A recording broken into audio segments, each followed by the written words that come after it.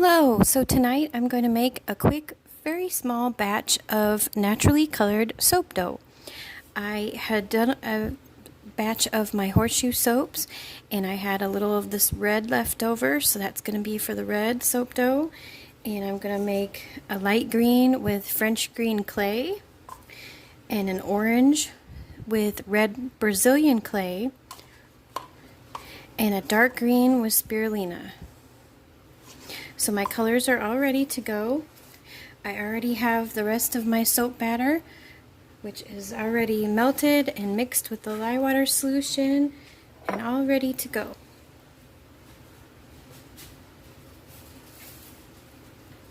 So first of all, since I have the red ready, I'm just going to go ahead and pour that. I have my individual molds here. This is kind of just what I do for overnight purposes, and I'll show you what I do at the end there too. So here's the red.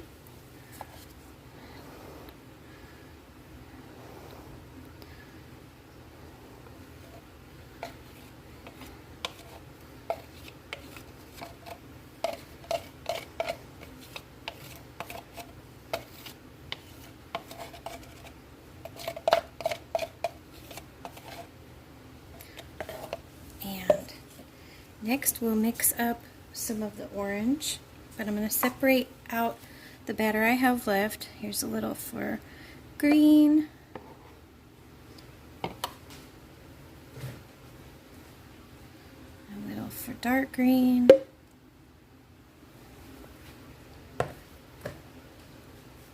okay, move this over carefully here.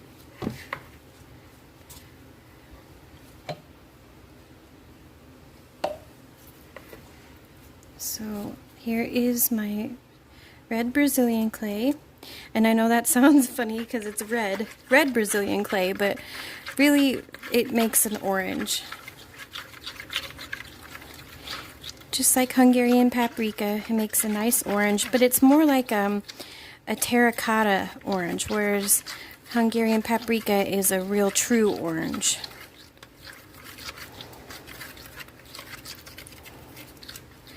But I like this color for making like pumpkins and some of the little carrots for my farmer's market soap. So let's start to pour in some of the orange.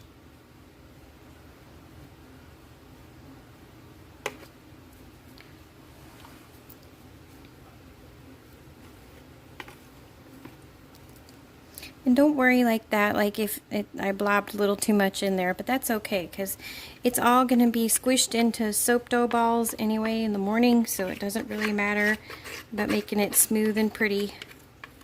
You just want to get it in the mold.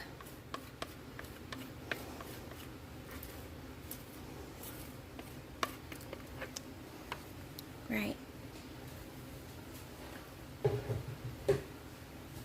So next up will be the French green clay.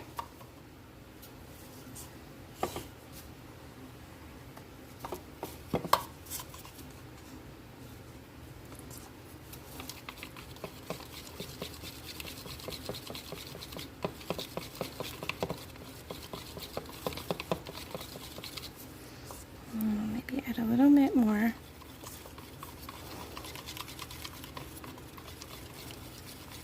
I want this like a very light green.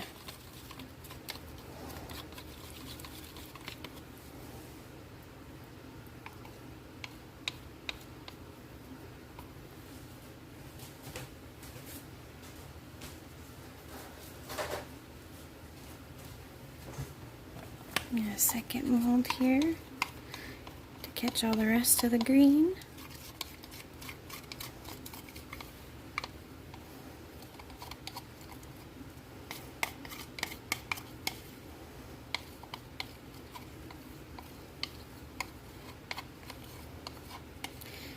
And it's nice to make soap dough as you're making soap going along. You know, when you have extra batter that didn't fit into the mold, always save it, make soap dough out of it. But those are like always ones that are scented, so it's nice to make a batch sometimes that are all unscented and just for that purpose of making the soap dough. It's always good to have extra in general so you can play around with it, experiment. Okay, so that light green is done now, and on to the last one, which is dark green.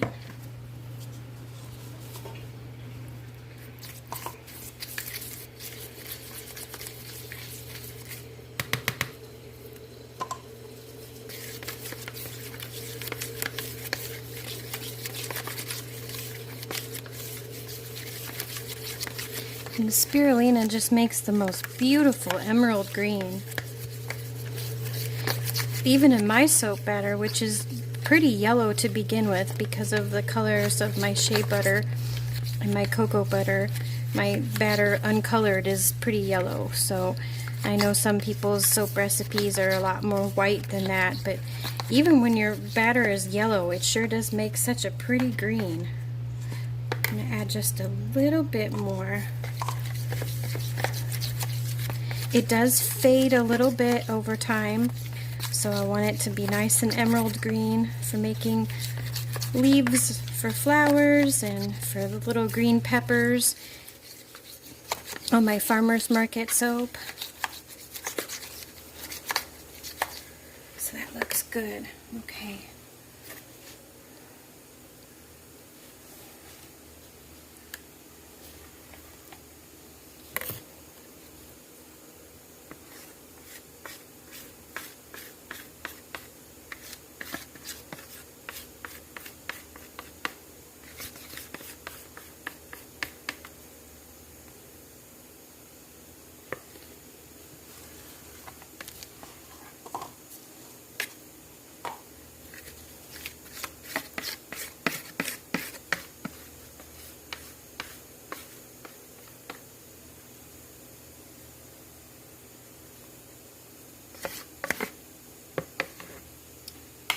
Spatula for the rest of this.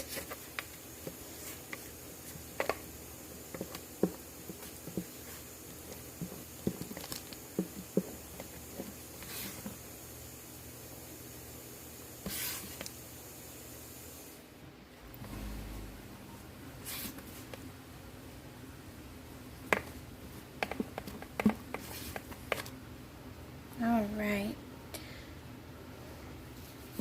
Wonderful. So when they're all in the molds, and you don't have to do this right away, but since I'm making the video, I kind of have to show you right away.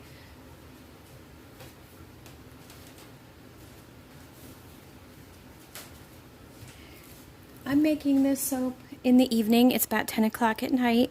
So, and I usually get up kind of early with my kids, around 7 or 8. So that's when I will show you the rest in the morning. But for now, and like I said, you can sometimes let it cool off a little bit more before you do this. But take a piece of plastic wrap, or any other plastic thing that you have. I like to reuse those air bubble things that come in packages when I order my soap supplies. And those work great too, because you can just pop the air out of them and use them like plastic wrap too. But you just take it and cover over it very lightly until morning. And then in the morning, I'll show you what to do after that. But it's kind of important to cover them with some kind of plastic, even just anything you've got, even like a plastic lid of some kind, just so that they don't solidify so hard that you won't be able to use them as soap dough. So I'll be back in the morning to show you how I store them. Okay, so I'm back in the morning, and I'll show you what I do from here. I'm still wearing gloves. They are still really soft and it'll stick to your hands. So we'll start with the lightest color first, which is this French green clay.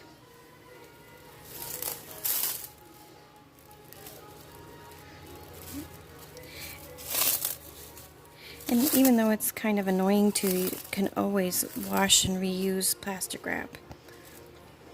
So I'm going to put that in the middle. Grab the other light green, which is still real soft too, as you can see.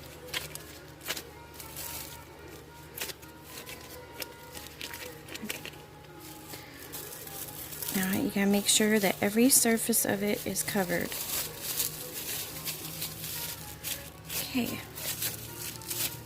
Now, I have these containers that are actually from takeout food, and I hate throwing stuff like that away, and they actually say that you can even wash them in the dishwasher, so I keep them. I only wash them out, and they are absolutely perfect for these.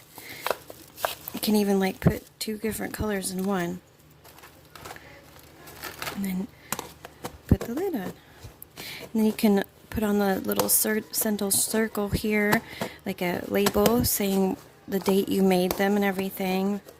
I can usually remember though, but if you don't, you can always label them of when the soap dough was made. You want to use them, I'd say, as quickly as you can. They last for a good long time though if they're wrapped up good. So let's do the orange now. I have lots of it. And see how you can tell how orange it is? Just a perfect light orange. I'll use the plastic wrap that I used to cover them up with this one.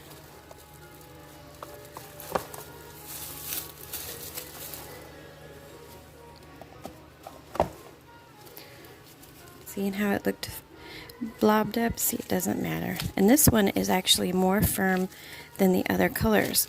And that just shows you, again, how interesting natural colors are. Is that same batch, no fragrance, but certain colors are softer and firmer than others. As I said, I got a lot of this color. That's good, because I'll need this for the fall soaps coming up to make lots and lots of pumpkin soaps.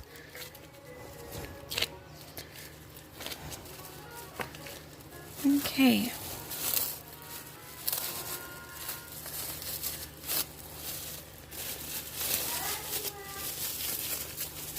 There we go. There's the orange. It's so big it needs its own container. Gonna squish it down.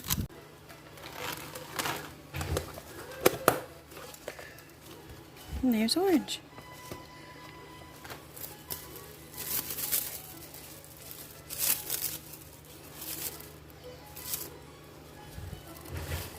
Beautiful natural red.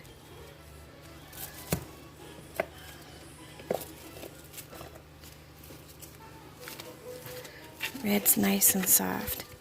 And this rhubarb root, it does some amazing things. It's beautifully red right now even, but when you use it, it becomes even more red as it sits out. It's like a color morpher. So there is red.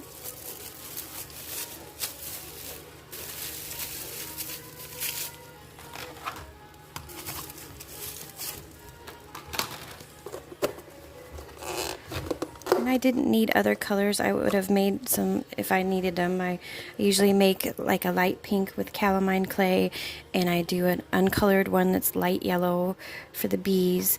I do indigo and brown one with cocoa powder, but I already had those, so I didn't need to do those this time. Maybe I'll show how to make those in another soap dough video later. So here is the beautiful green, the last color.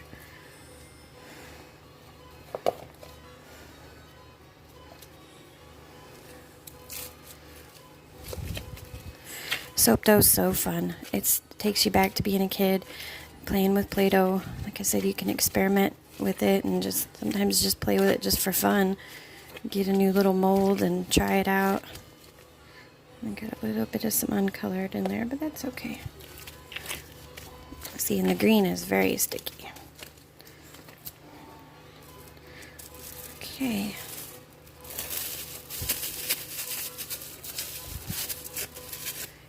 think this green can go in with the other green.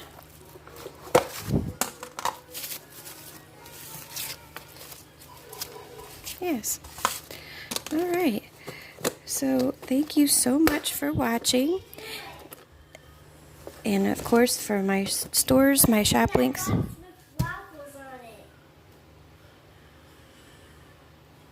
Sorry about that. Thank you for watching. My shop links are listed below if you're interested in buying any of my soaps. My Instagram as well. And please think about subscribing if you have an interest in naturally colored soaps or bath bombs or bubble bars. Take care.